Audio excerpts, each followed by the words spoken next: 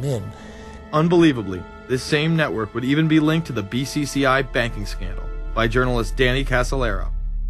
Casolaro was probing a conspiracy he called the Octopus, which involved the Iranian hostage crisis, the Iran-Contra affair, with, believe it or not, all funds channeled through BCCI, the international bank charged with everything from money laundering to fraud. BCCI, it's a shadowy international bank linked to terrorists, drug runners, and dictators.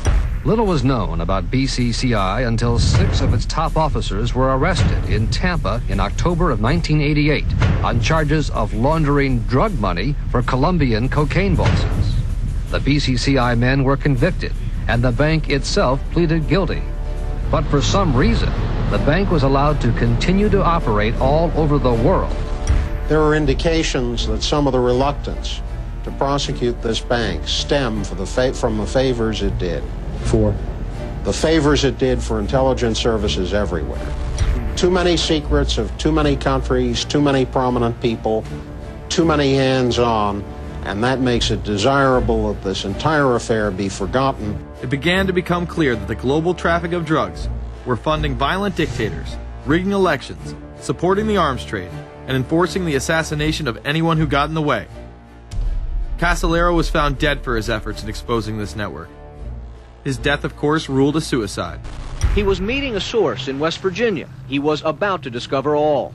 Instead, his body was discovered in a hotel room with 12 slashes in his wrist, but when the local authorities ruled it suicide, the family said, no way. The housekeeper had taken calls threatening his life. And I pick it up telephone, I say hello, and he say to me, you son of a bitch, you's dead. Casolaro would not be the only person involved in the scandal to wind up in a casket. Meet Barry Seal. At first, the media portrayed Seal as a drug dealer gone good, who was assassinated by the Colombian mafia. Authorities believe last night's machine gun killing of top drug informant Barry Seal was ordered by drug bosses in Medellin, Colombia, who sent 5 men to Baton Rouge to kill Seal. Sam Dalton was the lawyer that represented the Colombian hitmen convicted of his assassination. We were trying to subpoena the CIA because we felt like they had documents, exhibits, and evidence that would indicate complicity in Seal's assassination. When they were able to gain access of Barry Seal's trunk the night of the murder, the personal phone number of none other than George H.W. Bush was present. Louis Unglesby, the former attorney for Mr. Seal, also confirms that he once called the office of the vice president after Seal had given him the number. You see, the Black Ops drug smuggling operation had not yet been exposed, and intelligence couldn't take any chances. It was later revealed that Seal was involved in smuggling cocaine into Mena, Arkansas, while Bill Clinton sat as governor. 1983, Ronald Reagan was president, Bill Clinton was governor. And little Mena, Arkansas, changed from a quiet town to a center for drug smuggling and reported Contra support activity. In the middle of it all, this man, admitted dope smuggler Barry Seal. Arkansas State Trooper Russell Welch investigated Seal's organization. Each trip would have 250 to 350 pounds of cocaine. According to the London Telegraph, Arkansas State Trooper Larry Patterson testified under oath that he and his officers discussed repeatedly in Clinton's presence the large quantities of drugs being flown into Mena Airport, large quantities of money, large quantities of guns. Hot Springs police officers would also record Roger Clinton, Bill's brother, during a cocaine transaction stating, "Gotta get some for my brother. He's got a nose like a vacuum cleaner." There was also a large amount of money laundering going on in Mena. Former IRS agent William Duncan traced some of Seal's drug profits laundered through Mena banks. We had direct testimony from people who were involved in the money laundering operation. We had testimony from people at banks who observed the transactions. What happened when you tried to make this case before a grand jury? I was never asked to present the evidence to a grand jury, ever. This very same network used BCCI to fund the Afghani rebels. The Deputy Director of the CIA, Richard Kerr, said late today that the CIA did use the Bank of Credit and Commerce International, BCCI, to support CIA activities overseas. Most people still believe that the Soviets had maliciously invaded Afghanistan in order to spread their communist agenda. The Al-Qaeda was essentially a kind of a byproduct of Brzezinski's campaign to embarrass the Soviet Union in Afghanistan. They weren't in Afghanistan at that time. Brzezinski boasted later that he was responsible for drawing them into Afghanistan. And he did this extraordinary interview with Le Nouvel Observateur in France, and they said, but aren't you worried that you've created this whole new force of Al-Qaeda? And he said, oh, what's more important, a few crazed Islamists or the fall of the Berlin Wall? And they said, but you know, is there no danger? Aren't they dangerous? And he said, nonsense. He said all this in 1998. So I knew Brzezinski and at McGill University. We were students together and took very small classes together. And in some ways he's bright, and in some ways he's kind of nuts. And he had the kind of nuttiness that made him attractive to the Rockefellers. Bin Laden and his network were actually funded by BCCI through U.S. covert operations. Well, the reason I bring it up, if you've ever heard any of our call-in shows, you know that we have people that think about the conspiracy theories of people like you. You would be a poster child for these people because you have served on the board of the Council on Foreign Relations.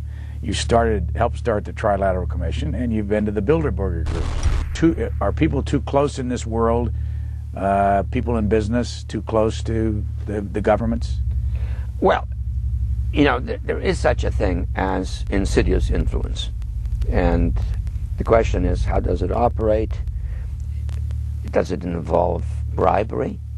And does it involve some sort of psychological domination of individuals? I don't believe in this notion of some sort of secret societies controlling people. But of course, in any political system, there are sort of over-the-table and under-the-table arrangements. Arrangements that involved ruthless, illegal, and immoral activities in order to dominate humanity. Despite all of the evidence that has just been presented, this network would fall down the memory hole, even though 14 convictions were made in the Iran-Contra scandal. The continued cover-up would be made possible by George H.W. Bush. These documents that came forward in the North trial clearly reveal the involvement of the Vice President to a greater degree, I think, than he has acknowledged heretofore. This, of course, did not stop him from pardoning those involved during the twilight of his presidency. Some new reverberations today to President Bush's Christmas Eve surprise, the pardoning of former Defense Secretary Caspar Weinberger and several others in connection with the Iran-Contra allegations. Well, now the special prosecutor says it's the president who needs to explain some things. The real issue is why the notes weren't produced 5 years ago when the congressional investigation and the independent counsel's investigation had requested them. Because high-level political officials scrambled to limit the investigation and establish plausible deniability for the upper echelons of the network, including Bush himself. So who is this guy, and how did he come to power? To understand that, we must first take a look at his father, Prescott. Prescott was born into privilege and became extremely influential in business, intelligence, and politics. He helped establish the CIA out of the Army's Office of Strategic Services with the Dulles brothers, and served as a senator in the state of Connecticut. However, during his time serving as one of the directors of Union Banking Corporation, he was doing business with Nazis. The Bushes have been sort of at the heart of the military-industrial complex since its very beginning, and that Prescott was involved in a firm that actually fronted for Nazi firms in America. In fact, Union Banking and its subsidiaries were seized by the United States government in October of 1942 under the Trading with the Enemy Act.